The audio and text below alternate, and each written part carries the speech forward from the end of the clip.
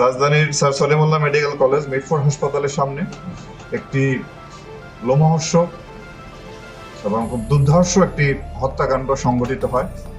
তো এই হত্যাকাণ্ডের সঙ্গে জড়িত 2 জন সদস্যকে ঢাকা মেট্রোপলিটন পুলিশ গ্রেপ্তার করে এবং তাদের কাছ থেকে একটি অস্ত্র উদ্ধার করে। এবং গতকালকে আমরা ভিডিও ফুটেজ পর্যালোচনা করে ওই হত্যাকাণ্ডের সঙ্গে সরাসরি সম্পৃক্ত 2 জনকে আমরা গ্রেপ্তার করি। এখন পর্যন্ত কোনো চাঁদাবাজির ঘটনা, এরা চাঁদাবাজ এই বিষয়গুলো আমাদের নলেজে নেই। অতীতে কোনো তাদের বিষয়ে অর্থাৎ ঘটনার আগে বা এখন পর্যন্ত আমাদেরকে এই রিপোর্ট আমাদেরকে কেউ করে নাই, আমরাও তথ্য পাইনি। আমরা শুধু যতটুকু জেনেছি এটা একটা পারস্পরিক একটা দ্বন্দ্বের বিষয়। যুবদল একটা রাজনৈতিক সংগঠনের অঙ্গ সংগঠন, তো তারা তাদের সাংগঠনিক কার্যক্রমের অংশ হিসাবে এজাহার নামীয় দেখেছে কিনা বা কোন বিবেচনায় তারা এদেরকে বহিষ্কার করেছে, এই বক্তব্যটা আসলে তাদের কাছ থেকে যদি আপনারা নেন একেবারে সঠিক তথ্যটা পাবেন। মিটফোর্ড এখন কেন? তারেক রহমান জবাব দেন। মিটফোর্ড এখন কেন?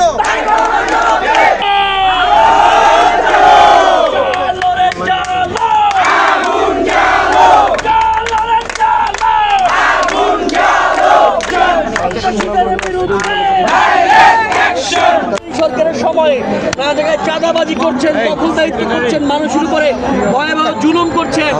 এর শিক্ষা, এর ফেরত, এর প্রতিদান পরবর্তীতে ভোটের মাধ্যমে দিবে। ক্ষমতায় চলে যাওয়ার ভাব নিয়ে চলবেন না, রাস্তায় এরকম অহংকার করে হাঁটবেন না, মানুষের উপরে জুলুম করবেন না, চাঁদাবাজি দখলদারি করবেন না।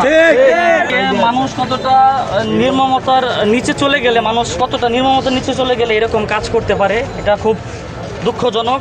আমরা আশা করি যে আমরা মানবতার দিকটা আমরা সবসময় দেখব, আমরা মানুষকে সাহায্য করার চেষ্টা করব এবং মানুষকে ভালোবাসার চেষ্টা করব।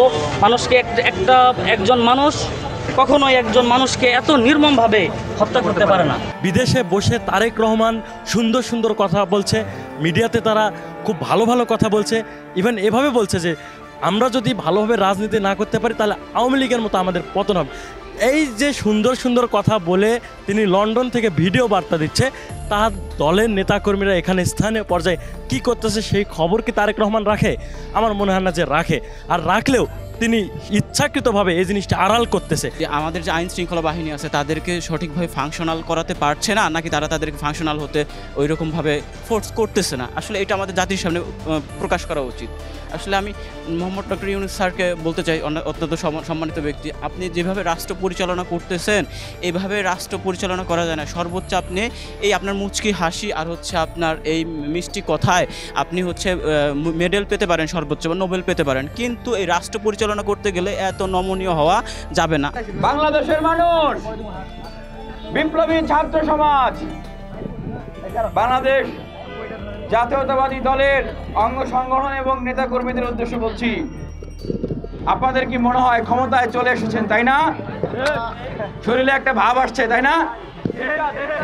ওই যে ক্ষমতার একটা গরম আছে, তাই না? ক্ষমতার ধর্ম, ক্ষমতা বড় পিচ্ছিল জিনিস। আমরা আগে ওই ঢাকা বিশ্ববিদ্যালয়ের জায়গায় জায়গায় ছাত্রলীগ আওয়ামী লীগের বিরুদ্ধে বক্তব্য দিয়েছি, একই কথা বলেছি, আপনারা আপনাদের রাজনৈতিক ক্যারেক্টারকে পরিবর্তন করেন, ভালো হয়ে যান, আর না হলে এই বাংলাদেশে আপনাদের রাজনীতির ঠিকানা হবে না। কিন্তু বাংলাদেশে গতকালকে যাদেরকে গ্রেপ্তার করেছেন চাঁদাবাজি নয়, মূল হোতাকে কারা এই কাণ্ড ঘটিয়েছে তাদেরকে বাইর করতে হবে। এটা মনে রাখা যাবে না, আপনি মনে রাখতে পারবেন না।